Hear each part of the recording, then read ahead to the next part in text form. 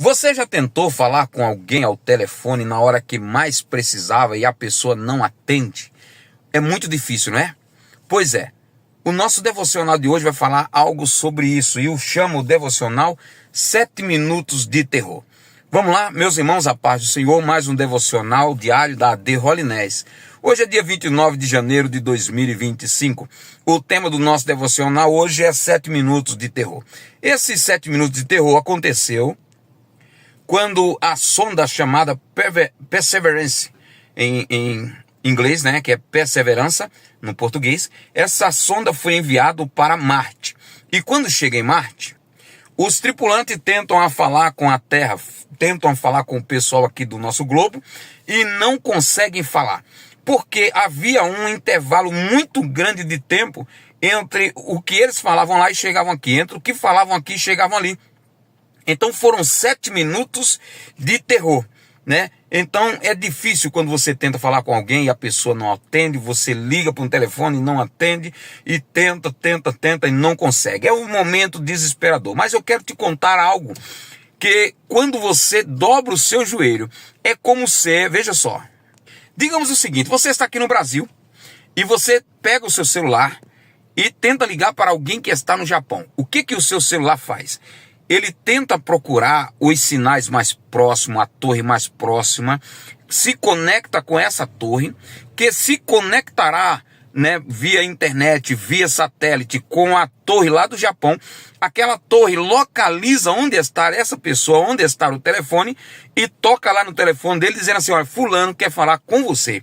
E isso é frações de segundos ou minutos. Mesma coisa, ou melhor ainda, é a oração. Quando você diz assim: eu vou orar, vou dobrar o meu joelho, vou falar com Deus, esta linha, essa conexão nunca dá ocupada.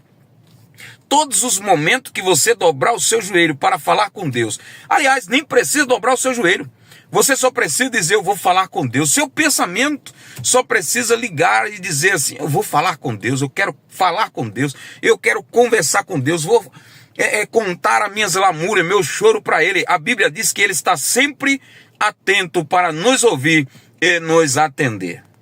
Então não precisa sofrer, não precisa ficar apavorado, não precisa passar por 7 minutos de terror, muito menos por 1 minuto de terror.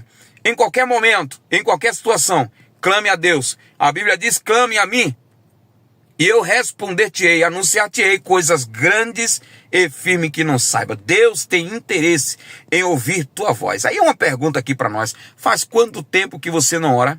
Faz quanto tempo que você não fala com Deus? Faz quanto tempo que você não levanta sua voz aos céus para dizer: Senhor, tem misericórdia de mim, Senhor, eis-me aqui? Olha, se você não faz, o Senhor tem saudade, Ele quer ouvir tua voz. Vamos para frente aí? Capítulo 21 e 22 de Êxodo é o que nós vamos aprender hoje. Irmãos, eu fiquei surpreendido. A gente vai lendo a palavra, a gente lê, né? Conhecemos, mas vai ficando, parece que numa caixinha de esquecimento. Aí quando você lê de novo, relembra tudo de novo. E eu achei muito importante ler sobre as leis que Deus mandou Moisés escrever ali. As leis cerimoniais, as leis as leis civis, para que o povo tivesse cuidado uns dos outros. Senão, as pessoas abusam muito. Tem gente que é abusada, irmão. Tem gente que é abusada em todos os sentidos.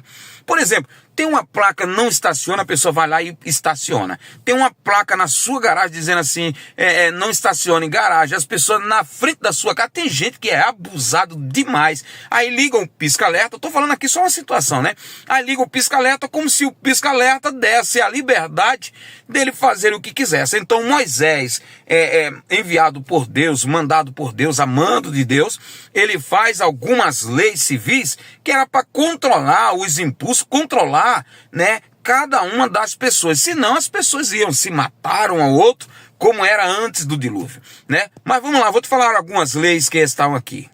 Ele começa falando sobre a lei dos escravos. Olha, quando você tiver um escravo e ele trabalhar para você como servo durante 6 anos, ele trabalhará, mas no 7º ano sairá livre. Olha, se você pegar uma moça, uma mulher, para ser escrava, né, e com intenção de casar com ela, tudo bem, você pagará o dote e ela será a sua esposa. Mas se você quiser, não quer ela como esposa e libertar, deixar ela, você não pode vendê-la como escrava. Mostrando aí a proteção de Deus para a mulher. Algumas pessoas pensam que Deus é machista, mas quando você lê Êxodo capítulo de número 21, você vai ver como Deus favorece a mulher, como Deus favorece o sexo frágil, feminino.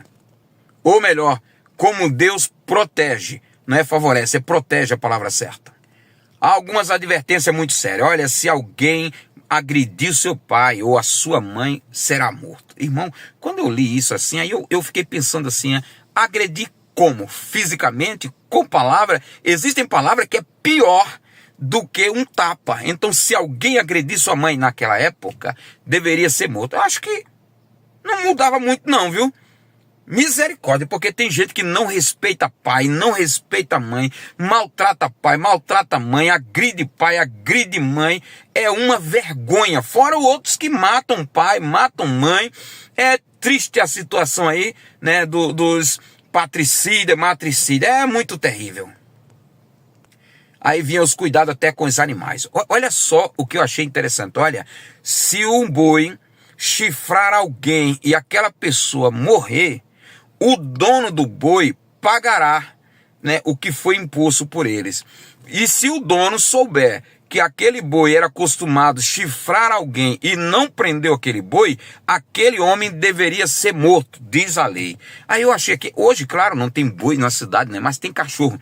Tem gente que tem uns cachorros bravos, uns animais violentos, né, que criam dentro da sua casa. E esses animais, quando pegam alguém na rua, morde, né, lá próximo onde eu moro, né, na rua, numa das ruas principais, tem esses casos. Vez ou outra você passa lá, 2 pessoas já foram mordidas por aqueles cachorros lá, que ficam no meio da rua.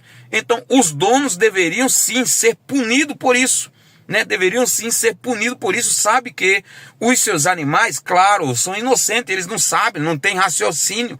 Então, o que vai passando na frente, ele vai querer morder. Então, que prenda os animais, né? A lei dizia isso, né, lá no Antigo Testamento. Hoje a lei, mais uma vez, a lei agora civil aqui no Brasil, ela já muda algumas situações aí para assegurar as famílias, para assegurar as pessoas também que têm animal e os outros também, né? Aí capítulo do número 21 ainda dizia assim, olha só, a lei que dizia naquela época, se alguém sequestrar e ele sequestrou uma pessoa e a pessoa foi encontrada com ele, deveria ser morto. Misericórdia. Aí outro, aqui no capítulo 22, vai falar agora sobre roubos. Olha, se alguém roubar uma ovelha e for pego com roubo, ele deve devolver 4 ovelhas. Se ele roubou um boi, ele deverá devolver 5 bois. Olha só, aquele que matar um ladrão no ato do roubo não será condenado. Eita, que coisa, né? Que coisa. A lei era séria. Mas quando Jesus vem agora, ele disse assim, olha, aquele que pensar em matar, né? Ele está cometendo um suicídio, um homicídio, na verdade. E eu vou encurtar, né? Não vou falar mais o que está lá no livro capítulo 22, 21 e 22 de Êxodo. Vale a pena você ler. Tem muitas leis, muitos códigos civis, que é muito importante o cristão que conhece a Bíblia, e aqueles também que não são, conhecer essas leis. Eu achei muito interessante. Eu vou falar uma coisa para você. Se os países adotassem a Bíblia Sagrada como a sua regra de fé e prática, como lei, não teria tanta coisa que acontece hoje em dia, sabia? Não deixará viver a feiticeira, o feiticeiro. Está aí lá no livro de capítulo 22 e 18 de Êxodo. Aí diz assim, olha, o homem que se deitar com o animal será morto. E um monte de outros de advertência que tem ali, né? Não vou falar aqui, que são muitas coisas. E tem coisa lá que a gente falar, né? As pessoas aí vai derrubar o vídeo. Agora chegamos no capítulo 19 de Mateus. Capítulo 19 de Mateus. Os homens da lei chegam perante Jesus tentando, experimentando. E pergunta, bom mestre, vem cá, sobre o divórcio, né? É lícito ao homem deixar sua mulher? E Jesus pega e diz assim, olha, no princípio Deus disse, o homem deixará o homem seu pai e sua mãe, unir-se-á uma mulher, serão os dois uma só carne. Então, os dois uma só carne, não são mais dois. Então, não pode separar. Aquele que Deus uniu, não separe o homem. Aí eles dizem, mas por que Moisés então diz que pode dar uma carta de divórcio, né?